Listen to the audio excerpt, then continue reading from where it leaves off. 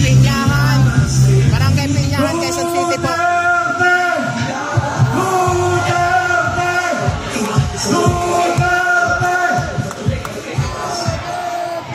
Magandang gabi, Distrito 4. Magandang gabi, Lungsod Quezon.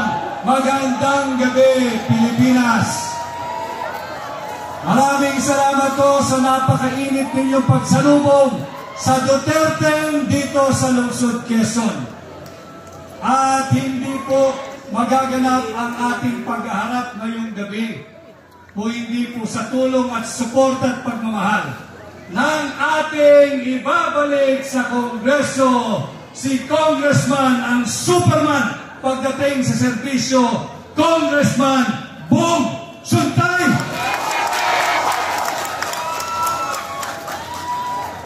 At siyempre dito sa Distrito 4, hindi lamang dapat sa Kongreso may tamang representasyon. Kinakailangan sa Konseho dito sa Lungsod Quezon, dadalhin po ninyo, susuportahan si Konsihal Atty. Miggy Suntay. Dalawa lang naman po ito. Anim nasa naman daanan ang lang po ito, Konsihal. Ma'am MJ. Baka maaari, dalhin din natin sa Konseho, masipag, magaling, batang negosyante, magandang isip, at nasa tama ang puso pagdating sa paglilingkod sa bayan. Dalhin natin sa Quezon City Council, si Konsihal Kiko Del Mundo. Muli ho, ako po ay si Atty. Vic Rodriguez, taga Quezon City, taga District 4, nagsimula dito. Ako ho, I think until now, I still hold that distinction na ako ho ang pinakabatang naging barangay captain dito sa Quezon City. At the age of 19, ako ho ay barangay captain na. Naglilingkod ang aking hong kasama, hindi naman ho ako ganun katanda, pero ang aking kasama, yung mga antigo dito sa Barangay Pinyahan, si Kapitan Tata Leo Cabato. Yan po yung aking kasama, contemporary sa public service, hindi sa edad ha, hindi sa edad. At matagal na ho tayo na naglingkod dito sa Lungsod Quezon, at ngayon, ako ho ay tumugon sa imbitasyon, tumugon sa panawagan at tumugon sa hamon na pamunuan ang tunay at maisog na oposisyon sa Senado upang labanan ang korupsyon. Yung mga kasama ko sa Duterte, diniskurso na nila ang napakaraming korupsyon na higit nagiging talamak sa kasalukuyang administrasyon. Nagpapasalamat din ako. We are very much and very well secured tonight. Palakpakan natin ang mga kasamahan natin mula sa Philippine National Police.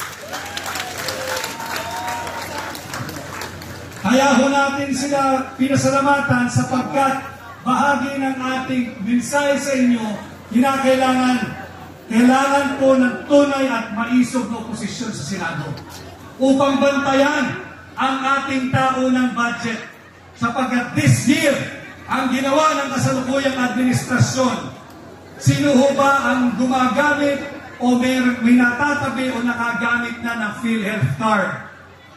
Yung PhilHealth card po, lahat po tayo, kinakailangan natin yan.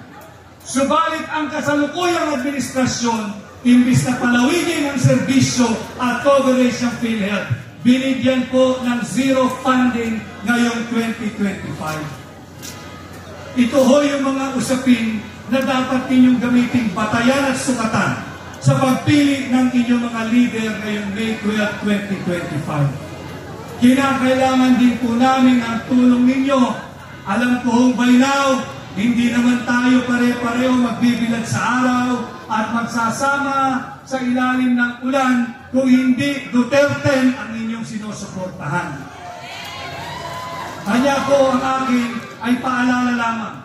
Habang papalapit ang May 12, sa May 11, the day before the election, May 11, magdadalawang buwan na ho si Tatay Digong diyan sa ICC.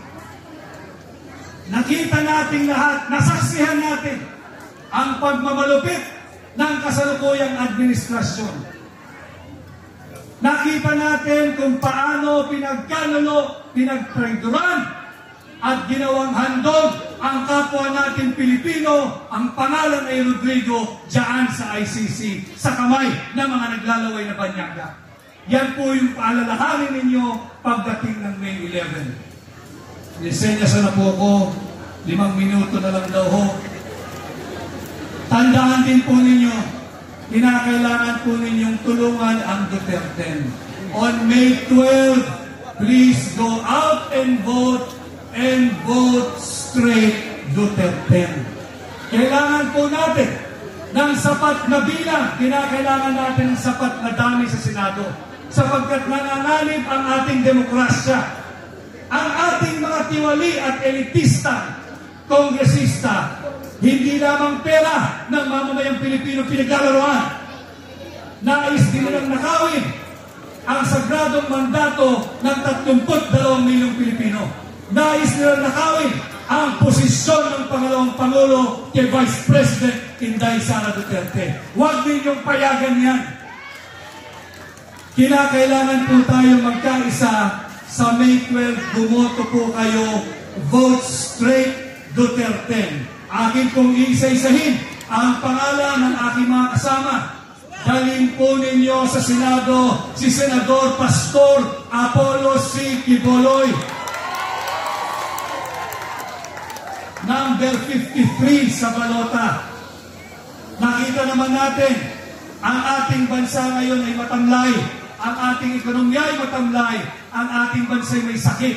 Kinakailangan natin ang doktor sa Senado. Hindi lamang matalino, hindi lamang mahusay na doktor, magaling pang sumayaw. Dalhin natin sa Senado, Senador Marites Mata. Maya-maya ho ay makakapiling niyo siya, totoong tao, aking naging kaibigan. Tulungan ninyo, gawin nating Senador, Senador Philip Ipe Salvador. At alam ho ninyo, ang trabaho ng mambabatas ay magbalangkas ng batas. Hindi mamigay ng suhol. Hindi mamigay ng akap. Hindi mamigay ng AIX. Kinakailangan po yung nagbabalangkas ng batas. Pakiusap ko po sa inyo, dali natin ang napakahuhusay na abogado sa Senado, Attorney Jimmy Bondok, Attorney Jamie Hinlo, at Attorney Raul Lambino. At siyempre, panahon na, tulungan natin, i-promote natin, veteranong mambabatas, magaling na abogado. Tama na siya sa Kongreso, panahon na, iangat natin sa Senado. Tulungan po ninyo, Senador Attorney Dante Marcoleta. Ibabalik natin, maisog, matapang, lumaban sa iligal na droga, matapang na hinarap ang mga sindikato, naging pinuno ng pambansang pulisya. Ibabalik natin sa Senado, itagyan niyo yan sa Bato, Senador Bato de la Rosa! And last but not the least, ito po'y nakakatiyak na tayo. Panalo na ito. Hindi lang ito basta panalo. Ito ay numero 1, number 1 sa Senado. Ang kinakailangan na lamang ho, bantayan natin ang boto nang hindi madaya. Ibabalik natin sa Senado ang tao na ang tanging bisyo ay magserbisyo. Babalik natin sa Senado, Senador Bongo! Ito ho ang Duterte.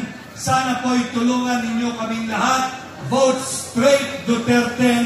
Ako naman po ang inyong lingkod, Attorney Vic Rodriguez. Ang aking pong numero, napakadaling tandaan.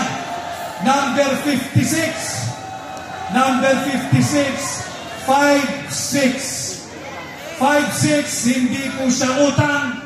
56, hindi siya pautang. 56, hindi siya pabigat sa lipunan. Ito pong 56 na nakatayo sa harapan ninyo ngayon. Tratuhan pasaguhin po nating lahat na ating kolektibong puhunan tungo sa higit na mabuting lipunan. Yes! Muli ho, Atty. Vic Rodriguez, Senador ninyo, Pilipino, abogado,